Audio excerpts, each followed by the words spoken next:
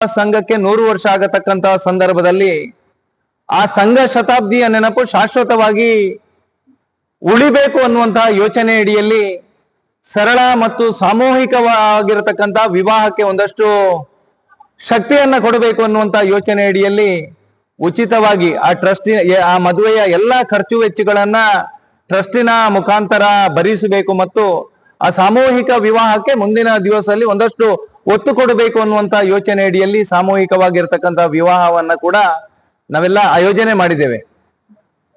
ಆ ನೋಂದಣಿ ಮಾಡಿರತಕ್ಕಂತ ಎಲ್ಲ ವಧುವರರಿಗೆ ಕರಿಮಣಿಯನ್ನ ಹೊರತುಪಡಿಸಿ ಎಲ್ಲಾ ಸಾಹಿತ್ಯಗಳನ್ನು ಕೂಡ ವಿತರಣೆಯನ್ನ ಮಾಡಿದ್ದೇವೆ.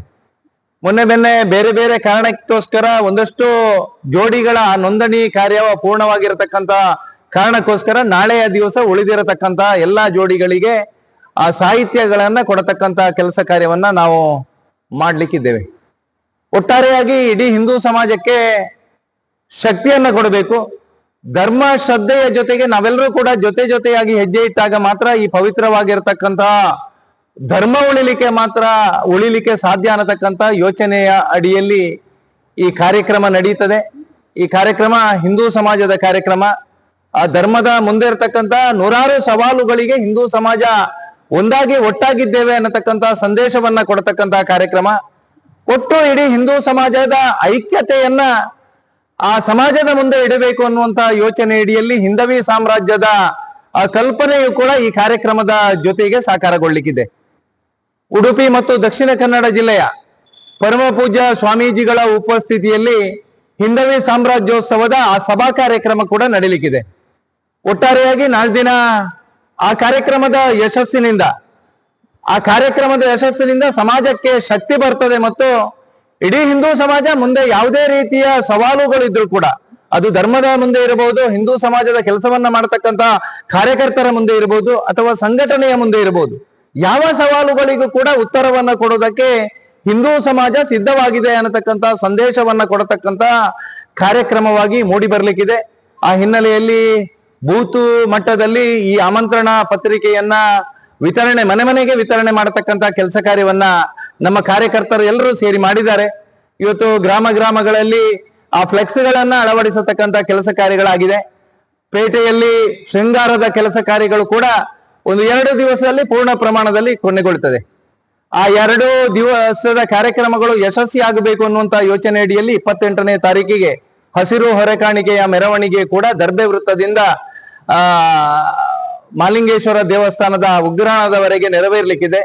ದೊಡ್ಡದಾಗಿರತಕ್ಕಂತ ಸಂಖ್ಯೆಯಲ್ಲಿ ಆ ಹಸಿರು ಹೊರೆಕಾಣಿಕೆಯನ್ನು ಕೂಡ ಗ್ರಾಮದಿಂದ ನಮ್ಮ ಕಾರ್ಯಕರ್ತರು ಮತ್ತು ಎಲ್ಲರೂ ಹಿಂದೂ ಬಂಧುಗಳು ಸೇರಿ ಆ ಕಾರ್ಯಕ್ರಮಗಳಲ್ಲಿ ಜೋಡಿಸಿಕೊಳ್ತಾರೆ ಅನ್ನತಕ್ಕಂತ ವಿಶ್ವಾಸದ ಜೊತೆಗೆ ಸಿದ್ಧತೆಗಳು ನಡೀತಾ ಇದೆ. ನಾಳೆ ದಿನ ಕಾರ್ಯಕ್ರಮದ ಯಶಸ್ಸಿನ ದೃಷ್ಟಿಕೋನದಿಂದ, ವ್ಯವಸ್ಥೆಯ ದೃಷ್ಟಿಕೋನದಿಂದ ಈಗಾಗಲೇ ಸುಮಾರು 55,000 ಚದರ ಅಡಿಯ ಮುಖ್ಯ ವೇದಿಕೆ, ಮುಖ್ಯ ಸಭಾಂಗಣ ಅಂತಿಮ ಹಂತದಲ್ಲಿದೆ.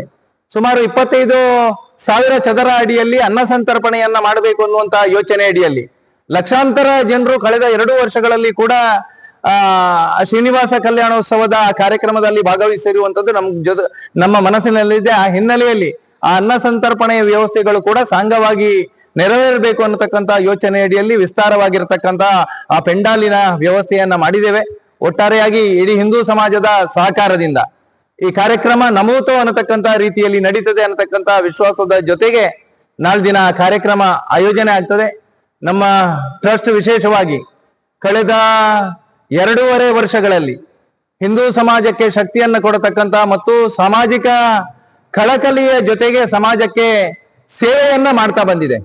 ಅದು ಧಾರ್ಮಿಕ ಕಾರ್ಯಕ್ರಮವನ್ನ ಆಯೋಜನೆ ಮಾಡತಕ್ಕಂತ ವ್ಯವಸ್ಥೆಗಳಿರ್ಬೋದು, ಅಶಕ್ತರು ಶೋಷಿತರ ಕಣ್ಣೀರನ್ನ ಒರೆಸತಕ್ಕಂತ ಪ್ರಯತ್ನಗಳಿರ್ಬೋದು, ವೈದ್ಯಕೀಯ ವೆಚ್ಚಗಳನ್ನ ಭರಿಸತಕ್ಕಂಥ ಟ್ರಸ್ಟಿನ ಮುಖಾಂತರ ವೈದ್ಯಕೀಯ ವೆಚ್ಚಗಳಿಗೆ ಸಾಕಾರವಾಗಿರ್ತಕ್ಕಂಥ ಆರ್ಥಿಕ ವ್ಯವಸ್ಥೆಯನ್ನು ಕೊಡುವಂತ ಕೆಲಸ ಕಾರ್ಯಗಳಿರ್ಬೋದು. ಈ ರೀತಿಯ ನೂರಾರು ಕೆಲಸ ಕಾರ್ಯಗಳನ್ನ ಪುತ್ತೂರಿನ ಮಹಾಜನತೆಯ ಆಶೀರ್ವಾದದಿಂದ, ಸಹಕಾರದಿಂದ ಅತ್ಯಂತ ಯಶಸ್ವಿಯಾಗಿ ಮಾಡಿದ್ದೇವೆ. ಆ ಹಿನ್ನೆಲೆಯಲ್ಲಿ ಮುಂದಿನ ದಿವಸದಲ್ಲಿ ಕೂಡ